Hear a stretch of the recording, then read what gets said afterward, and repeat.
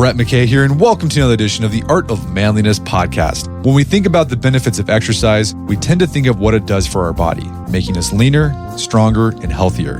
But my guest is out to emphasize the powerful effect physical activity has on our brains too, and just how much our bodies and minds are connected. Dr. Jennifer Heisz is a professor, the director of the NeuroFit Lab, which studies the effects of exercise on brain health, and the author of Move the Body, Heal the Mind. Today on the show, Jennifer and I first discuss how physical activity can help treat mental disorders.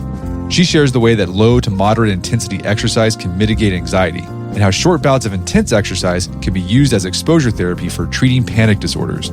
We also talk about the phenomenon of inflammation-induced depression and how exercise can alleviate it. And Jennifer shares how exercise can strengthen someone's attempt at sobriety as well as prevent addiction in the first place. From there, we turn to the way exercise can not only mitigate mental maladies, but actually optimize the mind. Jennifer shares how physical activity fights aging and can enhance your focus and creativity. We discuss how exercise can improve your sleep, how it can be used to shift your circadian clock, and whether it's okay to work out close to your bedtime. After the show's over, check out our show notes at aom.is/movethebody.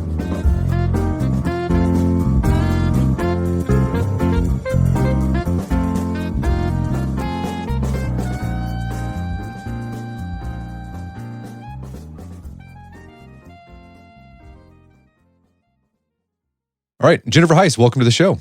Thanks so much for having me. So you are the director of the NeuroFit Lab at McMaster University in Canada. What do you research at the NeuroFit Lab? Yeah, so my lab studies the benefits of exercise for brain health. So we look at the benefits of exercise for mental health, cognition, and in the prevention of Alzheimer's disease. And how do you get started exploring that connection between physical activity and our mental health? So it was back in graduate school, I was studying sort of the fundamentals of neuroscience. So how does the brain represent who we are as people and our memories? And it became really clear to me that something was not quite right with my own brain. I was having some pretty severe anxiety, some intrusive thinking, and I went to the doctor. They recommended I try an antidepressant. I was very reluctant. And then a friend recommended I try cycling. And magically, those bike rides soothed my mind. They quieted my mind. And it really had a profound shift, not just in my personal life, giving me a lot of peace, but also in my professional life, because I became fascinated with understanding how exercise was having such a profound effect on the brain. And so that's where it all began back in grad school. And we've been intensely studying it ever since. And this idea of there's a connection between our bodies and our mental health. It's been going on for, I would say 50 years, but this is a break from Descartes, right? Who famously said the brain and the mind are separate, right? The body is just the machine and there's a soul inside the machine and the body doesn't really have effect on the mind. But what the research is showing is no, we are our minds. Our body is our minds. Yeah. Oh, gosh. Descartes, he did a lot of damage. I mean, it was important, the mind-body dualism that he set forth, because prior to that, the body was really mystified, like a spiritualized, religious, and the study of it couldn't take place. So he had to kind of separate the mind and the body, kind of spirit and body, to advance medicine. But in doing so, he removed basically like the shoulders up from the study of medicine for such a long time that we don't fully understand how the brain works, and we don't fully understand how to take care of our mind, what the biological bases are of mental health. But yes, you're right. We are absolutely paving the way. New research is very exciting, and we're starting to piece things together. So you got a book out, it's called Move the Body, Heal the Mind, where you make a very reader-friendly summary of this research you've been doing at your lab. And you explore how exercise and physical activity can help different types of mental health issues. And the first one is anxiety. And I'm sure all of us have read the articles or heard the podcast about how anxiety is on the rise in the West. What does your research show about exercise's effect on anxiety? So exercise has a really profound effect on reducing anxiety symptoms, and the effects are felt immediately after we exercise. So you go out for your workout, and in that sort of acute phase, as soon as you're done, when you're like, oof, done, that gives us a huge reprieve in our anxiety levels. But even if we consistently go back to exercise, we get less and less anxious. Now, there's kind of an interesting play here with intensity of exercise. So when you're feeling especially anxious, if you're already in a stressful situation in life, for example, then intensive workouts may not be the best mode to go to, because the exercise stress will add on to the stress in your life. And vigorous exercise, as you know, mimics the symptoms of anxiety. So your heart will race, it'll be difficult to breathe. And for a lot of people, this can create a panic attack situation where the heart is racing so fast that they're afraid they're going to have a heart attack. So when it comes to exercising for anxiety, just kind of check in with yourself, because sometimes too intense is not good. And the research shows that at that low to moderate intensity, you can really get a lot of benefits. And the reason why is these lighter intensity exercises release this neurochemical called neuropeptide Y. And essentially, this is like a resiliency factor that bathes the brain, it bathes the fear centers, the amygdala, and helps to essentially quiet those centers down. So it's having this biochemical effect to give you that anxiety relief. Yeah, the neuropeptide Y, I've read studies where they've looked at Navy SEALs, and I think they typically have more neuropeptide Y than the general population. It might be a genetic thing, and like they're just being selected for that inadvertently. But you're saying that exercise, even if you don't have Navy SEAL levels neuropeptide Y, it can increase it. Is that increase immediate? Yeah, the increase happens immediately after, and it lasts for about 30 minutes afterwards. Now, the research done so far has only shown that you have to do the exercise to get the boost in neuropeptide Y. There's no kind of residual effects over the long term. So this is why consistency is key, so that every workout that you put in, you get that boost. Now, the cool thing about the Navy SEAL studies is that not all Navy SEALs have this abundance of neuropeptide Y. And the ones that don't have as much, they're the ones most likely to develop post-traumatic stress disorder. So this is really a protective factor for the brain against trauma and stress. Okay, so you get the immediate boost of neuropeptide Y when you exercise, and that can help. And if you do exercise consistently, it can stave off anxiety or mitigate it. I mean, is there anything else that goes on with exercise that helps prevent anxiety in the long run? Like, let's say you do some intense exercise when you're not in a state of stress. Does that have any type of an effect on long-term anxiety? Yeah, absolutely. So when we think about the stress response, a lot of anxiety stems from a maladaptive stress response. And the stress response is this balancing act between the sympathetic nervous system, like that fight or flight response, and the parasympathetic nervous system, or the rest and digest. And when we use exercise, like in a state of calm, essentially we're training up our stress response. So we're activating the sympathetic nervous system when we're vigorously going. And then as soon as we stop, we are flexing our parasympathetic nervous system, that rest and digest, so that it becomes stronger and better able to help us recover from stress.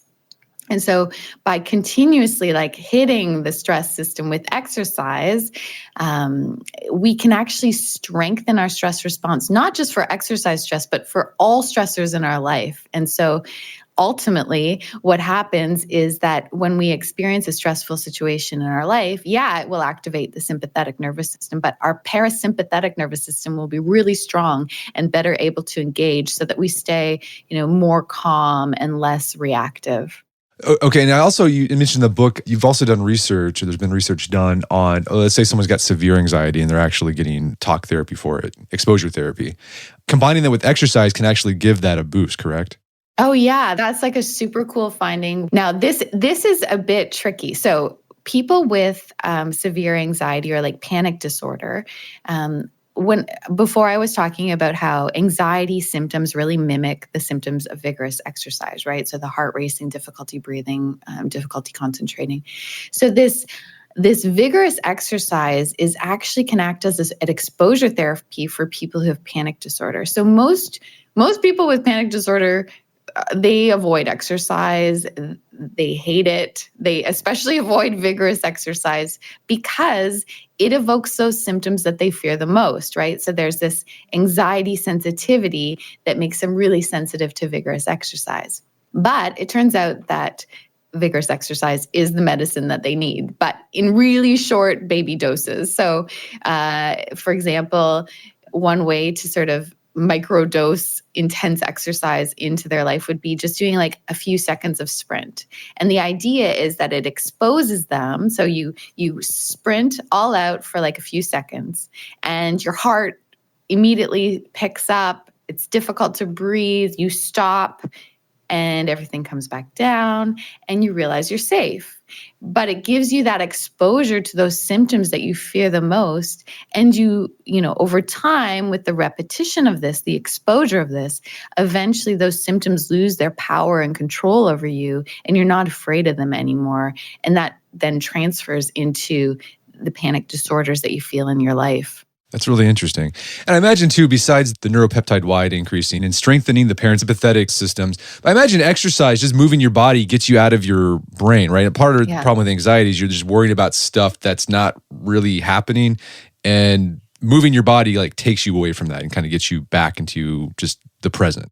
Oh yeah, 100%. So the mind, it has one track. You know, we can only think about one thing at a time. And when our head's a mess with anxiety, we're focused on negativity, and just getting the mind to think on something else, like the breath. This is, meditative techniques often focus on attention to the breath, but you can couple that with exercise. So attention to movement, attention to breath. You don't just have to be sitting still. You can be moving, and it doesn't just have to be yoga. It could be running or weightlifting. The point is you're focusing sort of on the here and now, and it's grounded in the body. Okay, so for anxiety, to sort of prevent anxiety or reduce it in the long run, do that intense stuff because it's going to make you more resilient. But if you're feeling stressed out right now, take it easy because that might just add to the stress. So like maybe a walk, for example, would be the thing you'd want to do. Perfect. Yeah, that would be great. Okay, let's talk about another issue that's been on the rise in the West, and that's depression. And you started the book talking about, the usual response from many general practitioners. You had this experience yourself. You go in, you're just like, man, it's been like a couple weeks. I'm just feeling gray. I'm just feeling really down.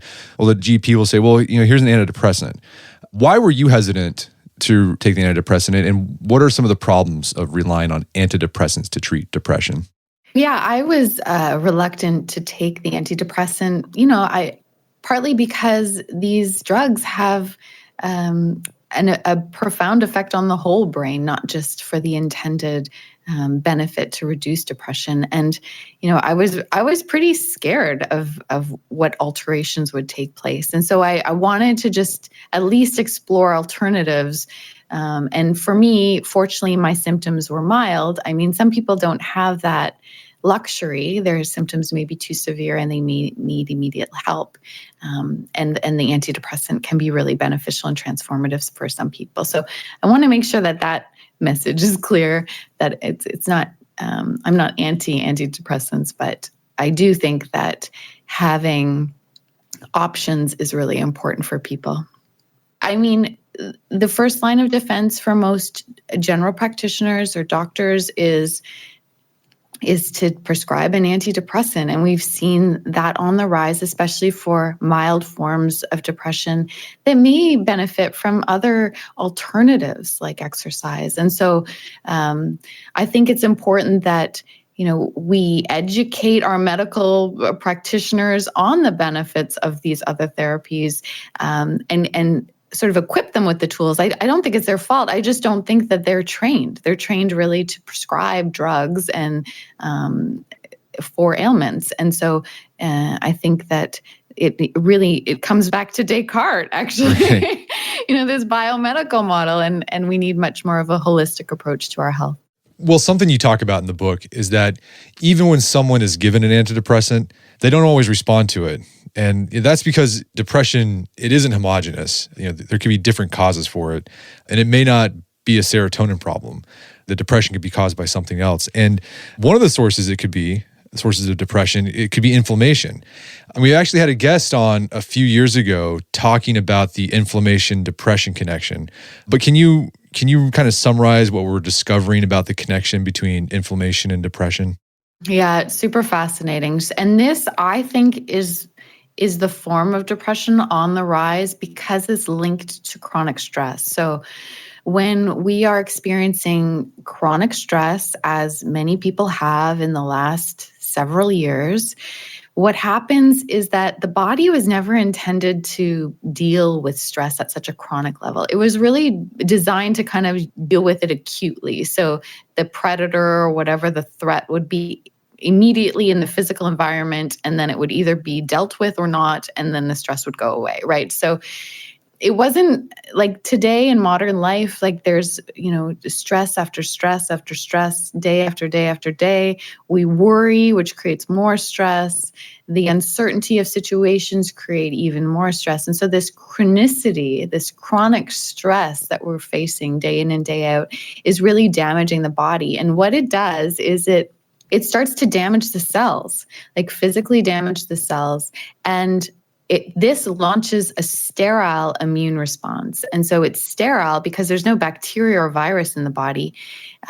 It's just the damaged cells from the stress. And so the immune system launches an attack against these damaged cells. This elevates inflammation, and that inflammation doesn't just stay in the body, but it can start infiltrating into the brain. And when the brain has too much inflammation, it creates a lot of problems for the natural functioning of the neurons. And so things don't function as well. And this can lead to dysfunctions in neurochemicals, but it can also lead to kind of slowing of processing, brain fog, depressed mood, and there's the source of depression. Not necessarily coming from the root cause of like something you're born with, a biochemical deficit in serotonin production or some other neurochemical, but a lifestyle, the chronic stress of life is damaging the body in ways that are affecting the mood. Yeah, I mean, like when you're sick, think about that. When you're sick, okay, not only do you feel bad, but like you get depressed, like you just want to hunker down in a blanket. Yeah. And so, I mean, it kind of makes sense that there's a connection there. When you feel depressed, you don't want to do anything. When you're sick, you don't want to do anything. Yeah. And that's like an evolutionary advantage, right? Because if you're kind of antisocial and you're home alone in bed, you're not going to spread the bacteria or virus around. And so that was actually like an evolutionary advantage. But now if inflammation is being caused not by a bacteria or virus, but rather stress, then that advantage is no longer. And instead it just looks like major depressive disorder. Are we able to screen for inflammation-caused depression? Well, technically, yes. The research suggests that certain cytokines, these pro-inflammatory cytokines, are elevated more in people who have depression, especially drug-resistant depression. TNF alpha is one of them. However, it's certainly not routine clinical practice, even though we've known about this research for about 10 years. So again, we need to sort of catch up the medical community to some of the newer research on mental illness and how to treat it. So one thing they've discovered with people with inflammation-caused depression is that exercise helps. But this is counterintuitive because exercise is a stressor. It causes inflammation. If you do a heavy weightlifting session, your muscles get inflamed to repair the damage you've done. So how can something that causes inflammation reduce inflammation to help reduce depression?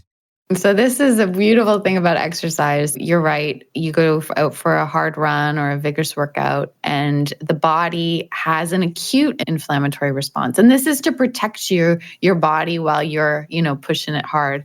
But as soon as you stop, the exercising muscles then release these myokines that essentially act like an inflammatory cleanup crew.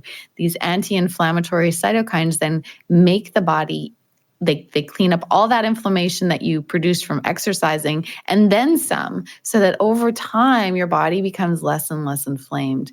And this is such a really interesting way that we can kind of rebalance, create homeostasis back in the body when it comes to inflammation. That's interesting. When we had the podcast guest about inflammation, depression, he was researching sauna use to reduce inflammation. Because like you heat your body up, and it causes inflammation, and it can reduce inflammation in the long run.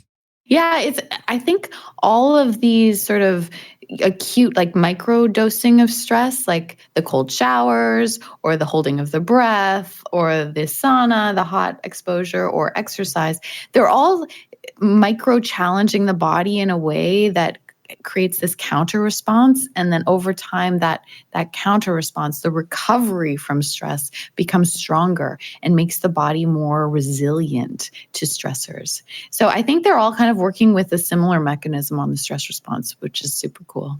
In your lab, have you guys found if a particular type of exercise works best for depression, or is it any type of exercise? Yeah, so the research has pretty interesting, clear benefits. So when it comes to aerobic exercise, we're really talking like every step counts, and the longer that you go, the better. So every additional 10 minutes that you add onto your aerobic exercise, you get an additional boost in mood up to 1 hour. When it comes to resistance exercising like weightlifting or yoga, tai chi, the more intensive you are with the weights or the resistance, the bigger the benefit there when it comes to depression. Interesting. Okay, let's move on to another issue some people are struggling with, and that's addiction. How can exercise help in addiction recovery? So when someone gets addicted to a substance, what happens is that the substance is addictive because it increases dopamine in the brain to supernatural levels. And what ends up happening is the reward system within the brain ends up like locking down. So it strips away receptors. And what this does is it makes it really difficult to get enough dopamine response from natural things in life. So they're no longer rewarding. They no longer induce that feeling of reward. And so what ends up happening is that when an addict then gains tolerance and dependency on the substance of abuse. Now, when they enter sobriety, what ends up happening is that, okay, now they've taken away that supernatural dopamine, and all they're left with is the natural the natural stimuli in the world that induces just a small amount of dopamine. And it's not enough, at least at first, because the brain needs to recover. And it will recover, which is a really fascinating, amazing feature of the brain, that it heals itself. But it takes time. And exercise, because it releases dopamine as well, can help speed that up. So it helps speed up the healing process. It helps crush cravings within that first, few weeks of sobriety. And it can be a real helpful tool for people who are in recovery. Another super beneficial effect of exercise for addiction recovery is, especially if you're exercising with a group, it creates a brand new social circle for you to have additional support. And for most recovering addicts, they've lost a lot of their friends because they were all tied up with the addiction and the drug use. And so building this new community of support and friendship through exercise has been extremely beneficial for a lot of recovering addicts. Okay, just to make sure I understand. So when you take a really strong drug, you basically blast your dopamine receptors, correct? And it's just like... That's right. Right. And so to get the feeling back, you have to take more and more of the addictive substance, whatever. What you're saying, when we stop the addictive substance, it gives our brain a chance for those dopamine receptors to get back to like a normal state. Yeah. And exercise can just help that process along. Is that how it works? Yeah. Okay. And then you also talk about how exercise can actually be a great way to prevent addictions, correct? Yeah. And this is, again, back to the idea that exercise is a form of reward and can give the brain the dopamine that it seeks. So, teenagers are especially experimental. They're seeking novelty and new experiences. And in fact, there's even a theory that suggests that that's like by design, like the brain is just like hungry for new experiences. And this helps them to explore the environment around them, to understand what the world is like, and then they're better equipped to function in it. And so exercising helps provide the brain the dopamine that it seeks within these novel, rewarding experiences. And if exercising is not there, or these novelty experiences are not there, then there is a temptation to greater temptation to go seeking dopamine out in less helpful situations like in alcohol and drugs of abuse. And so the research is really fascinating on that, for teens, for young people who are more active, they're less likely to experiment with drugs of addiction, drugs of abuse. They're less likely to become addicted. And so, yeah, it seems to be really beneficial. But there's this really interesting study I like that it contrasted, the different forms of education that we give students and young people about drugs. So there's like the anti-drug campaign, just say no to drugs, this is your brain on drugs, that kind of don't do drugs campaign, versus teaching kids how to live a healthy lifestyle that includes physical activity. And what the research found was that kids are less likely to try and experiment with drugs if they've been educated on a healthy lifestyle, rather than when they've been educated to do the anti-drug campaign. Because if you think about it, I mean, when I was a teen, if you told me not to do something, I was just more curious about why I wouldn't, wasn't supposed to do it. And so this makes a lot more sense, and having that exercise there as part of that healthy lifestyle gives the brain the dopamine that it craves. We're going to take a quick break for a word from our sponsors. And now back to the show. Okay, so let's talk about another thing you were focused on. You don't just focus on, preventing, mental illness or mental health issues, but you want to use exercise as a way to help people have a more fulfilling life in all aspects of their life. And one thing you found is that exercise can help in the aging process. What does exercise do to keep our brains young?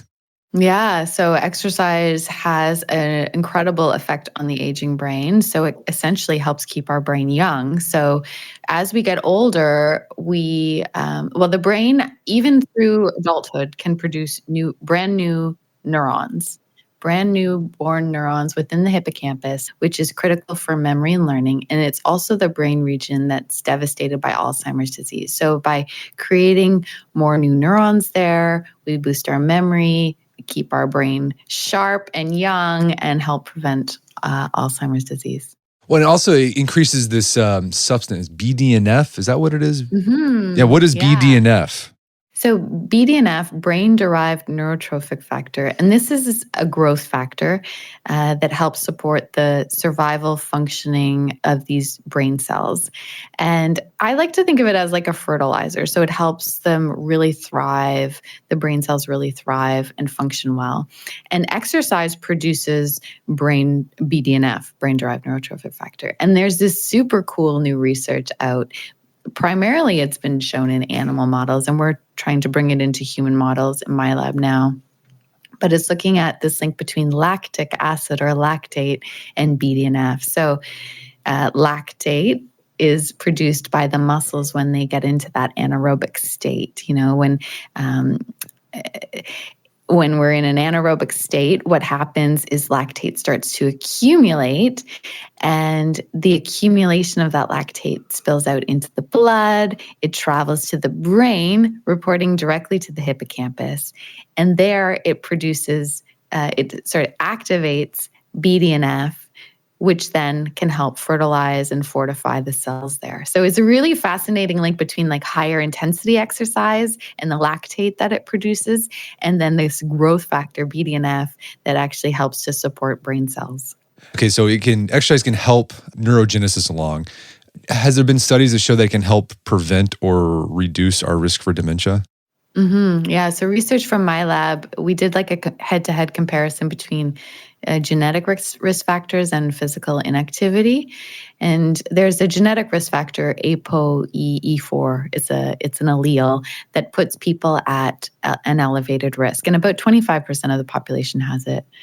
And we compared that genetic risk to physical inactivity and found that people who were physically inactive had a similar risk of developing dementia as those who were genetically predisposed. So I have this saying, you can't change your genes, but you can change your lifestyle, and it can have as big of an effect on your dementia risk as your genetic profile. So we often think about dementia as being sort of a biological disease, but we do have a lot of control.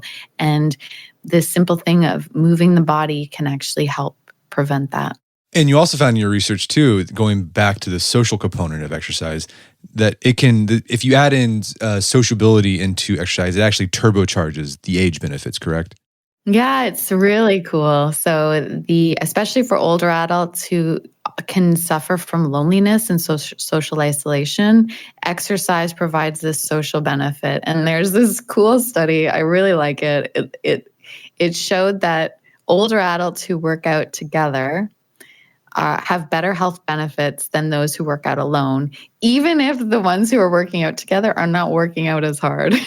So it really highlights the benefits that we get from being with others. And I think, the last couple of years has been a testament to how important social connections are, and exercise is such a catalyst for creating those social connections. So another thing that people want to be better at least I do sometimes, oftentimes, is I want to be able to focus better, right? I'm at work, I feel distracted.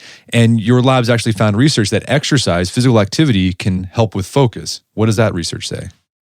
Yeah, so basically, most of us do our work sitting, right, or with little movement.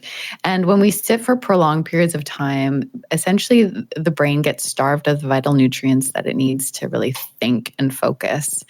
And so every 30 minutes, get up for a 2-minute movement break. It doesn't have to be like anything vigorous. It could just be a stretch, walk around the office, walk around the room, go get a drink of water. That subtle movement from sitting to standing and then moving a little bit is enough to help increase brain blood flow, especially to the prefrontal cortex. So the prefrontal cortex is our most evolved brain region in humans, and it's governing all of that focused attention that we need to inhibit distractions and stay on task.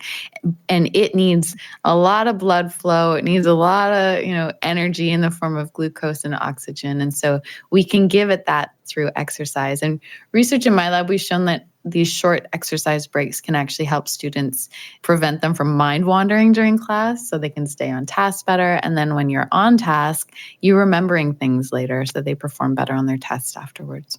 Yeah, we've had guests on the podcast talking about the need to revive physical education in schools. Because a lot of schools, I don't know how it is in Canada, but here in the United States, they've pulled back on PE because they want to spend more time studying for these, state mandated tests.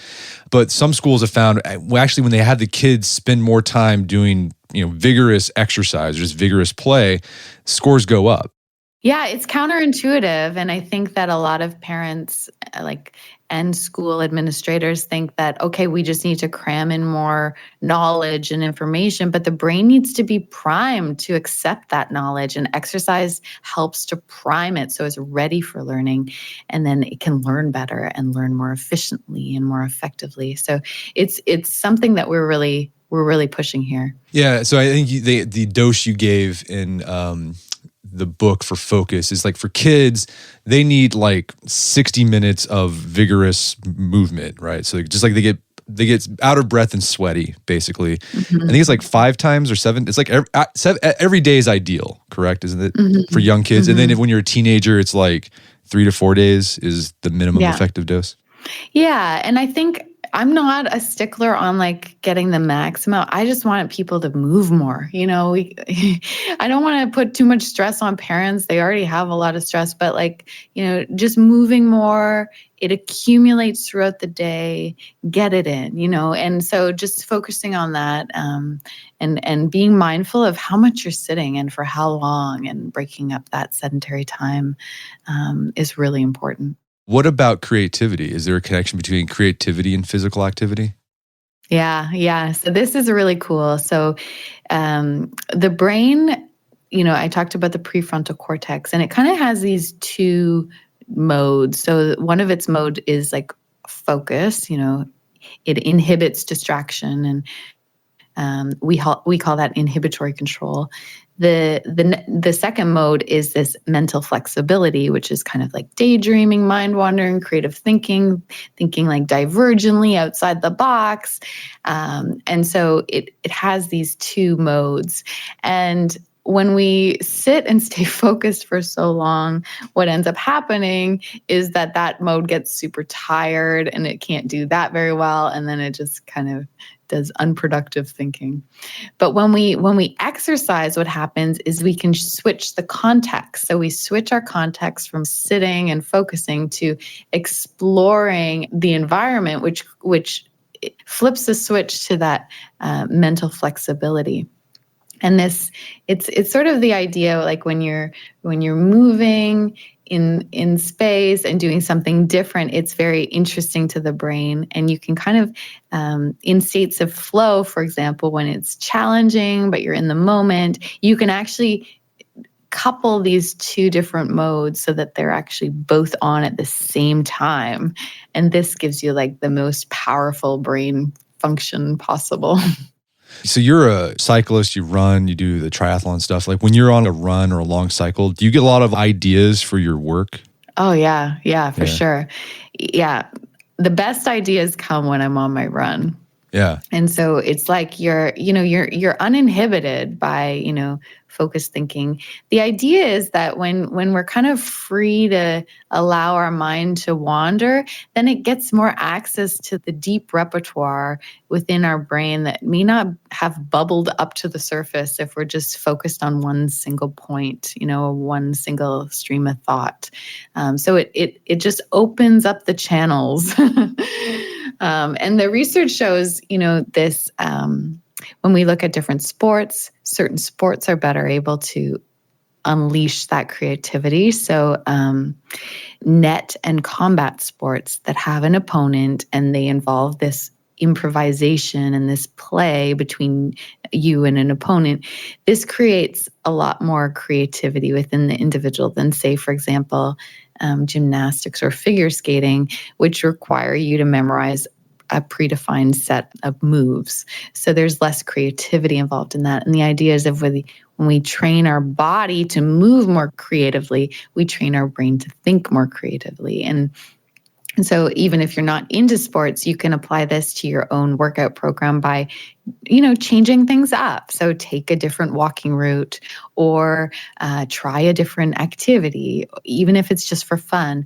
These additional things, these novelty experiences that we add to our life help the brain to stay in that flexible mode.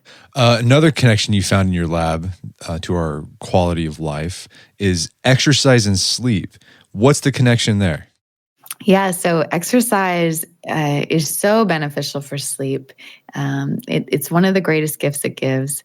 And so it works kind of two ways. So exercising during the day, it helps us expend more energy. When we expend more cellular energy, like ATP, it produces this byproduct called adenosine.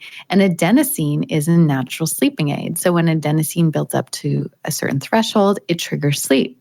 And so when we move more during the day, we build up more adenosine and we can sleep better at night. We sleep deeper at night.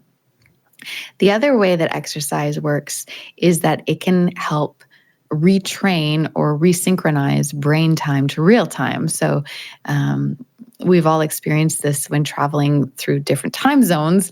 That jet lag that you experience when your brain time is just really out of sync with real time, and it just takes some time to kind of realign the two. Well, exercising can help speed that realignment up. So we know that the sun is a really powerful cue of what time it is for the brain, and the brain can kind of link up with the sun. But exercising actually has similar qualities as the sun does to help reset the suprachiasmatic nucleus, that master clock within the brain, to help us sync up our time better. Okay, so you're having trouble sleeping, exercise during the day. Mm-hmm. And yeah. is there like a time that's best for that to get the benefits of exercise and sleep? Yeah, so some people may have heard it's bad to exercise at night.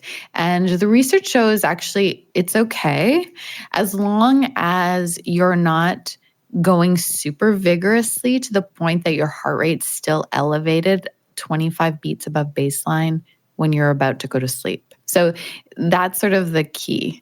But if a lot of people like to work out just before they go to bed. And if it's not, if you're able to get your heart rate back down before you sleep, then it will be very beneficial. But there's this cool research that was done. They use these ultra short sleep cycles where they'd have people sleep for 1 hour, wake for 1 hour, and do that for 3 days straight to just wipe out the circadian clock. And then they would introduce exercise at different times of the day to see how it would shift the clock. And so what they found was that, if you're someone who likes to stay up late and you need to start getting up earlier and you need to shift your clock a bit earlier, then exercising first thing in the morning around 7 a.m. is beneficial. But if you're, someone who needs to sleep in more and stay up a bit later, then exercising in the early evening is best for them. So I think a lot of people might be listening to this and thinking, yeah, I know. I got to exercise more, not only for my physical health, but now my mental health. Mm-hmm. But man, it's really hard to get going. It's hard to stick to a routine. And your lab has actually researched why people struggle to start and stick with an exercise program. What have you all found? Yeah, I mean, it's hard. It is hard. The brain is against us. It's kind of this relic of the evolutionary past when, we needed to conserve energy to survive. And so when we weren't expending energy to survive, to hunt and gather our food, then the brain was just like, okay, let's just chill. Let's just be lazy here. But now we don't have to really move to survive, at least most of the time. There's no imminent danger, no need to hunt and gather our food, and so the brain sees voluntary exercise as an extravagant expense, and it goes out of its way to prevent us from doing it. That negative talk in your mind. Oh, I'm too tired. Oh, we don't have time to do it. This is just that that brain trying to conserve energy. And so there are certain things you can do to kind of remind yourself that resources are plenty. A really fun trick is to swish some sugary drink in your mouth. And the trick is you don't actually even have to drink it. You could just swish it around and spit it out. And that actually helps to reduce the effort you feel when you're first starting your workout, to kind of essentially break the inertia and remind the brain that resources are plenty. But I think it's also important to remember that it is harder to move when we're not mentally well. So at the very beginning of the pandemic, we conducted some research, surveyed 1,600 people, asking them, how are you doing? What's your physical activity like? And not surprisingly, people were really, they were stressed, they were more depressed, they were more anxious, their activity level was down. People who were able to be active, they were faring better, but and people shifted why they wanted to be active. So instead of being active to physically look good, they were trying to be active to feel better mentally.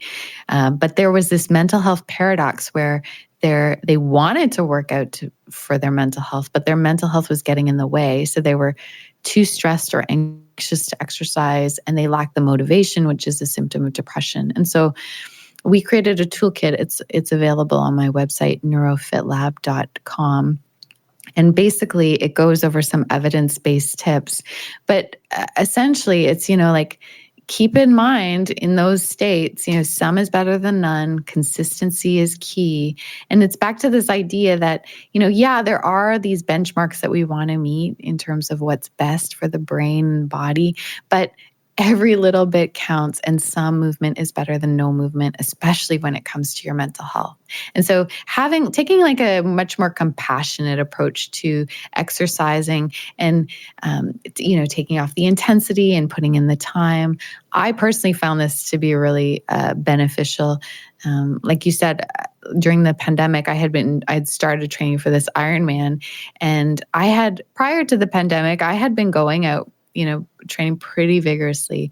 But once the pandemic hit and the uncertainty of the situation, it caused so much personal stress in my life that when I would go out for these long runs or these vigorous runs, I would start like panic, like my body would go into this panic attack mode. And so I had to learn to just essentially take off the intensity. So I'd put in the time, but it wasn't at that intensity that I was used to, because I wasn't in that same mental state as I had been before. And so doing these check-ins with your body is really important, and being just really compassionate with yourself and understanding that, it is really, when it comes to your life and your health and your well-being, consistency is really the goal.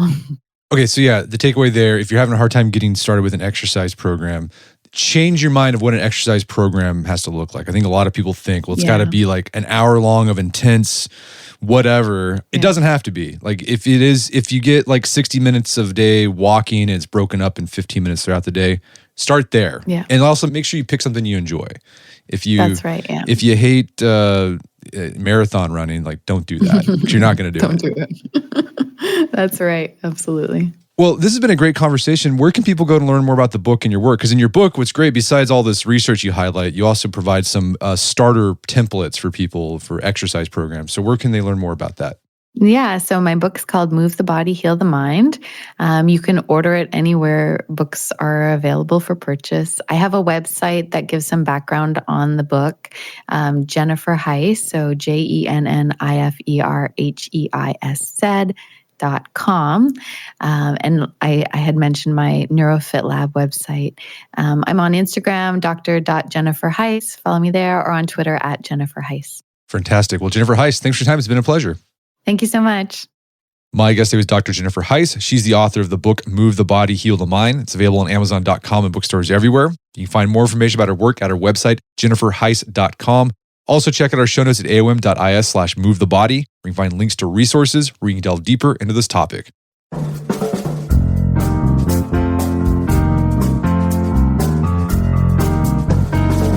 Well, that wraps up another edition of the AOM podcast. Make sure to check out our website at artofmanliness.com, where you find our podcast archives, as well as thousands of articles about pretty much anything you can think of. And while you're there, make sure to sign up for our newsletter. It's free. You can get the daily edition or the weekly digest as well. And if you'd like to enjoy ad-free episodes of the AOM podcast, you can do so on Stitcher Premium. Head over to StitcherPremium.com, sign up, use code Manliness at checkout for a free month trial. Once you're signed up, download the Stitcher app on Android, iOS, and you can start enjoying ad-free episodes of the AOM podcast.